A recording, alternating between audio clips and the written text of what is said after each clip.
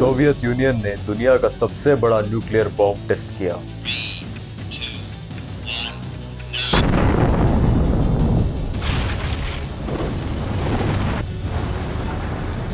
और ये दोनों ब्लास्ट ने दुनिया को दिखा दिया, न्यूक्लियर बॉम्ब सिर्फ एक वेपन नहीं, ये एक पूरी सिविलाइजेशन को मिटा सकता है। थे J Robert Oppenheimer. I hope that these 10 years America और रशिया के पास दुनिया के 90% से ज्यादा न्यूक्लियर वेपन्स हैं। एक पल, बस एक पल, और एक पूरी दुनिया राख बन सकती है। ना चीख बचेगी, ना इंसानियत, सिर्फ एक चमक, एक अंधा कर देने वाली रोशनी, और फिर सब कुछ खत्म। ये कहानी किसी मूवी की नहीं, ये हकीकत है। न्यूक्लियर बॉम्ब इंसान ने बनाया हुआ सबसे खतरनाक हथियार, और आज हम समझेंगे ये शुरू कैसे हुआ, किसने बनाया, और इंसान पर इसका असर कैसे पड़ सकता है। इस कहानी की शुरुआत होती है 1938 में, जब दुनिया में सबसे पहली बार यूरेनियम एटम के बीच का बंधन टूटा। A uranium bullet fired down a barrel into a uranium target. Together they started a nuclear chain reaction. Scientist Otto Hahn और फ्रिट्ज स्ट्रासमैन ने न्यूक्लियर फिजन डिस्कवर किया, यानी एक छोटे से एटम को तोड़कर इतनी ताकत मिल सकती है जितना इंसान कभी सोच भी नहीं सकता। फिर आता है 1939 और 42 का दौर। Since their invention in the 1940s, nuclear weapons have shocked the world. Following World War II, devices were created that so far surpassed the power of the ones used in the war. दुनिया world war 2 में डूबी हुई थी। America ने गुप्त project शुरू किया, Manhattan project. इसका गोल एक ही था, सबसे पहला न्यूक्लियर बॉम्ब बनाना, और इस प्रोजेक्ट को लीड करने वाले साइंटिस्ट थे J Robert Oppenheimer. I hope that these 10 years will see a growing effort to transform the world. उनकी टीम लगभग 1 लाख लोगों की थी, और उन्होंने सदियों की सबसे खतरनाक तकनीक को असल जिंदगी में बदल दिया। 16 जुलाई 1945 सुबह 5:29 न्यू मेक्सिको के डेजर्ट इंसान ने पहली बार न्यूक्लियर शक्ति को आजाद किया। इस टेस्ट का नाम था ट्रिनिटी।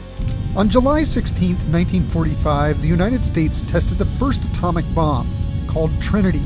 जब बॉम्ब फटा, आसमान में एक आग का बादल खड़ा हो गया। शॉकवेव किलोमीटर तक फैल गई। साइंटिस्ट खुद डर गए।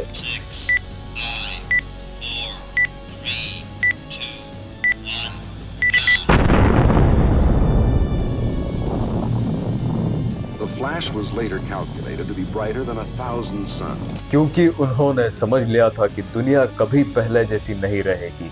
सिर्फ 3 हफ्ते बाद 6 अगस्त 1945 जापान का शहर Hiroshima. Seemed the ultimate. Hiroshima was 41 years and 8 months after Kitty Hawk. सुबह 8:15 आसमान में एक छोटा सा प्लेन और उसके अंदर एक बॉम्ब, लिटिल बॉय। बॉम्ब की ईल्ड लगभग 15 किलोटन थी।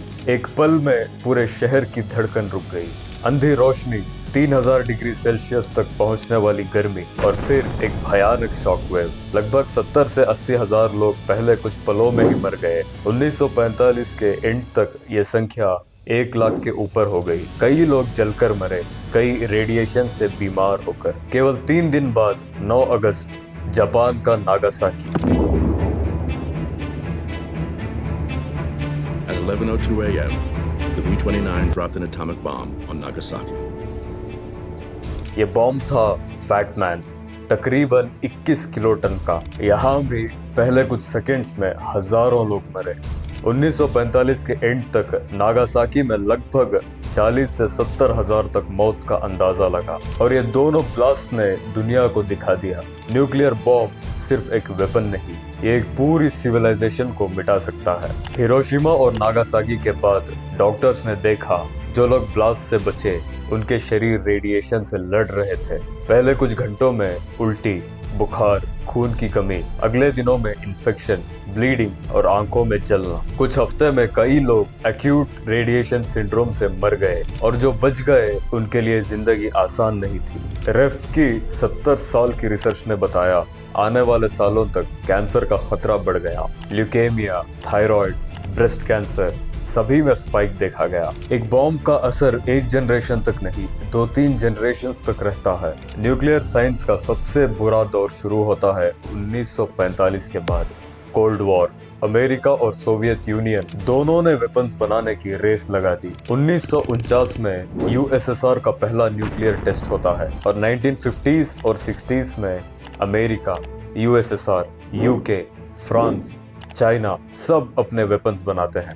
दुनिया में पहली बार इंसान इस डर में जीने लगता है कि अगर एक गलती हुई, एक रॉन्ग डिसीजन, तो पूरी दुनिया बर्बाद हो सकती है। 30 अक्टूबर 1961 सोवियत यूनियन ने दुनिया का सबसे बड़ा न्यूक्लियर बॉम्ब टेस्ट किया।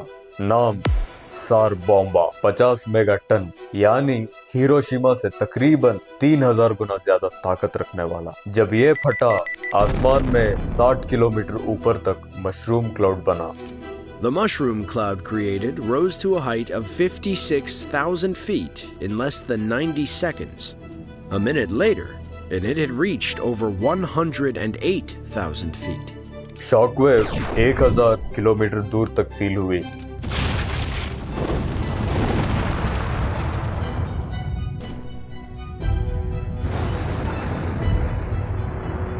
हंड्रेड्स ऑफ किलोमीटर्स तक विंडोज टूट गई।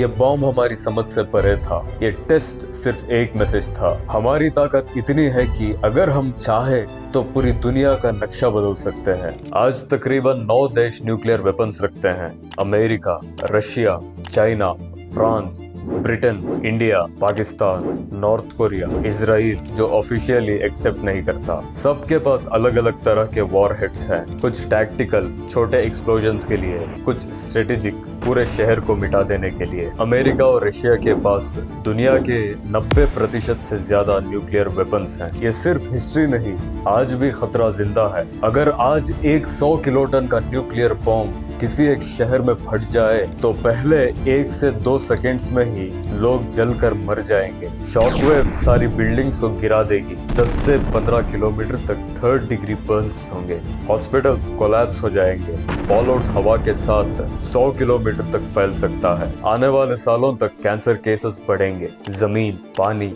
सब कंटामिनेट हो जाएगा। एक डिवाइस, एक शहर, एक कयामत। न्यूक्लियर बॉम्ब एक साइंटिफिक अचीवमेंट नहीं, एक वार्निंग है। ट्रिनिटी ने शुरुआत दिखाई, हिरोशिमा ने दर्द दिखाया, नागासाकी ने जख्म दिखाए, सार बॉम्बा ने शक्ति का हद दिखाया और कोल्ड वॉर ने हमें डरना सिखा दिया। ये वीडियो इसलिए बनाई गई है ताकि हर व्यूअर समझे, न्यूक्लियर वेपन से खेलना इंसानी सिविलाइजेशन को खतरे में डालना है। अगर दुनिया को बचाना है तो डिप्लोमेसी बढ़ानी होगी, वॉरहेड्स कम करने होंगे और ह्यूमंस को पॉलिटिक्स से बड़ा मानना होगा, क्योंकि एक पल, एक गलती और पूरी दुनिया राख बन सकती है।